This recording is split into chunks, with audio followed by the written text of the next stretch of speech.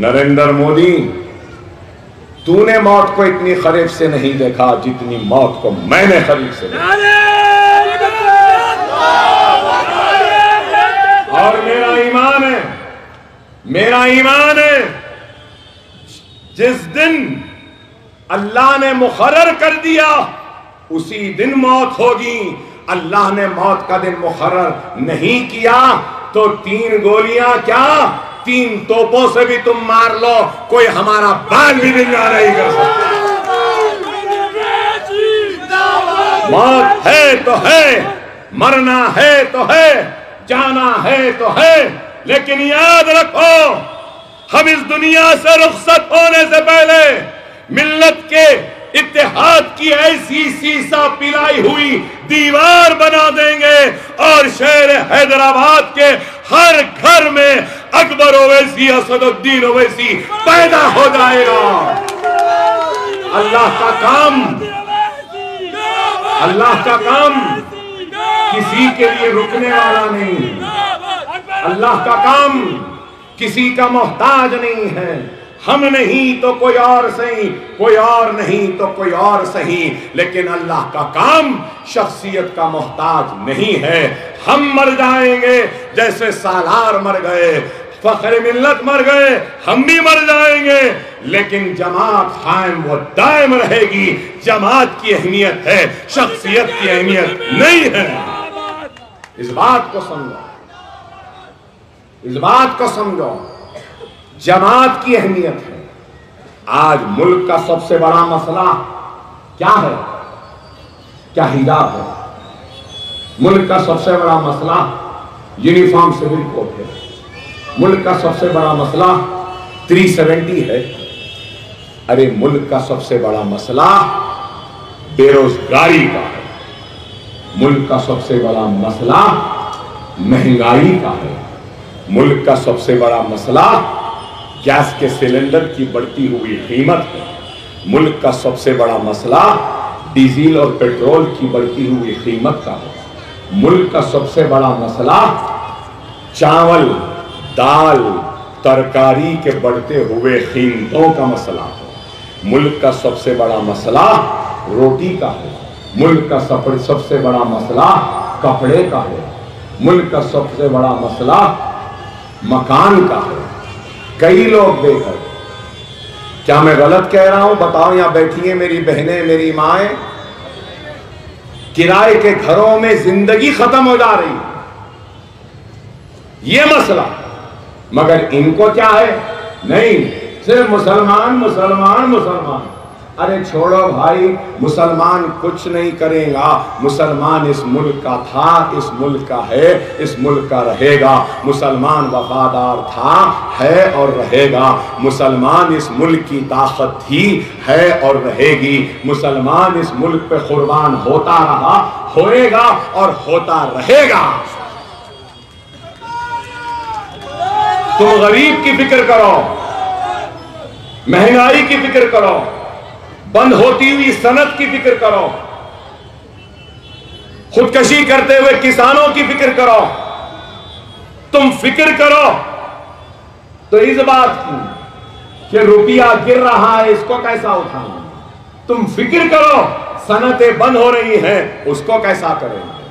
अरे तुम फिक्र करो इस बात की। मेरे भाई, मेरे हिंदू भाई बैठे हैं यहां पे, नरेंद्र मोदी ये नहीं बोले थे मां गंगा ने मुझे बुलाया है, गंगा को साफ करूंगा। क्या गंगा साफ हो गई? क्या गंगा साफ हुई? अरे मैं तो ये बोलूंगा कि अल्लाह भगवान गॉड अगर गंगा को जबान दे गई तो गंगा बोलेगी तू मेरी गंदगी, मेरी को साफ करने की सोच। नरेंद्र मोदी, तू पहले अपनी सोच की गंदगी को खत्म कर, पहले अपने नजरिए को खत्म कर, नफरत को खत्म कर। गंगा भी बोलेगी। गंगा साफ नहीं हुई, कुछ नहीं हुई, लेकिन बातें सिर्फ ये। अरे आप बताओ, जब चावल की कीमत बढ़ ली ना, दाल बढ़ ली ना, तरकारी बढ़ ली ना, चावल कौन पैदा करता, दाल कौन पैदा करता, तरकारी कौन पैदा करता। तो सवाल ये है फिर किसान एहतजाज क्यों कर रहा है, किसान खुदकशी क्यों कर रहा है?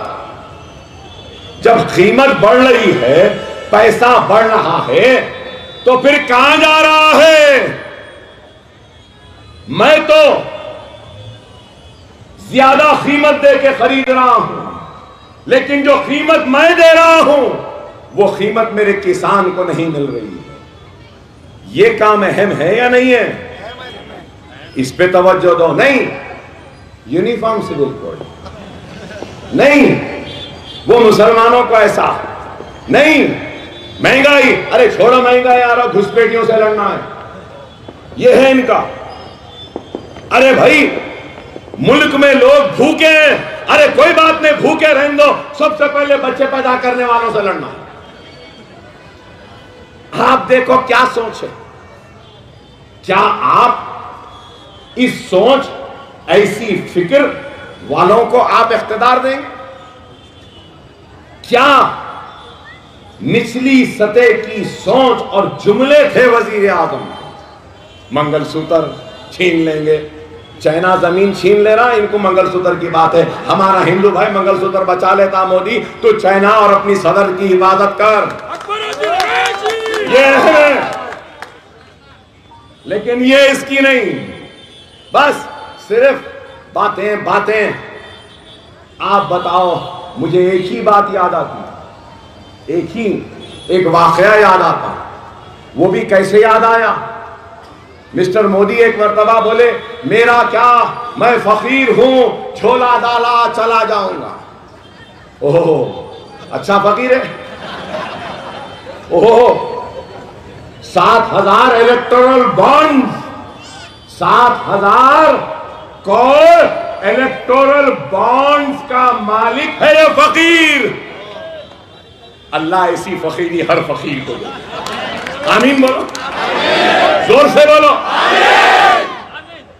क्या फकीर है? इलेक्टोरल बॉन्ड, करप्शन खत्म करूंगा, खाने दूंगा ना खाऊंगा।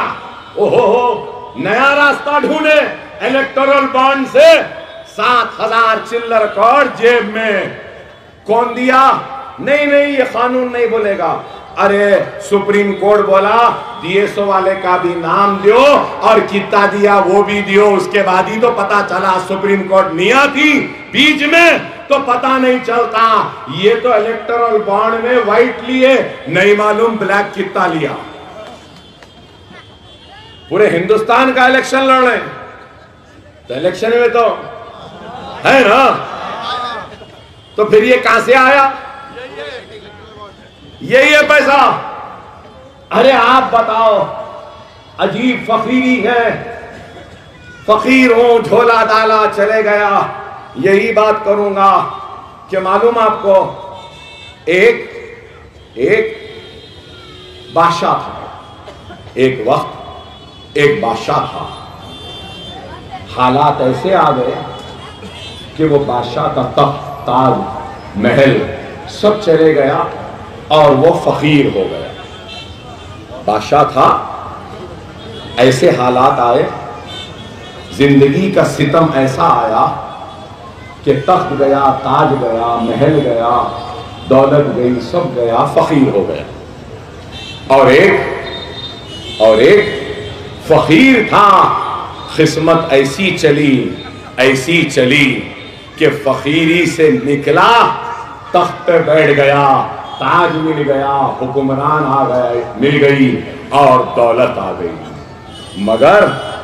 मगर फकीर था, तख्त मिल गया, ताज मिल गया, दौलत मिल गई, रईस हो गया, लेकिन उस फकीर जो बादशाह में, फकीर बादशाह में उसकी जो बादशाही थी ना, उसमें रईसी नहीं है, उसकी बादशाही में भी फकीरी नजर आती। मतलब एक फकीर बादशाह हो गया तो रईस जैसा दिखना, रईस जैसा बोलना, हुक्मरान जैसा चलना नहीं।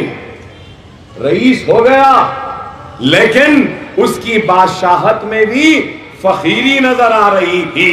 लेकिन एक फकीर जिसकी बादशाहत चले गई, उसकी फकीरी में भी बादशाहत झलकती थी।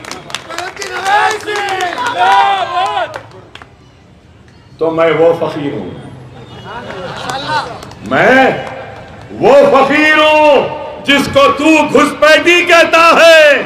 मेरा इख्तिदार नहीं, मेरा तख्त नहीं, मेरा ताज नहीं, लेकिन अल्हम्दुलिल्लाह मेरी फकीरी में भी बादशाह झलकती है। अफसोस कि तेरी बादशाहत में फकीरी झलकती है। अरे यही है मजलिस बेबाक क़यादत का नाम है, और बेखौफ होकर बोलने वाली जमात का नाम है। मजलिस काम कर रही है।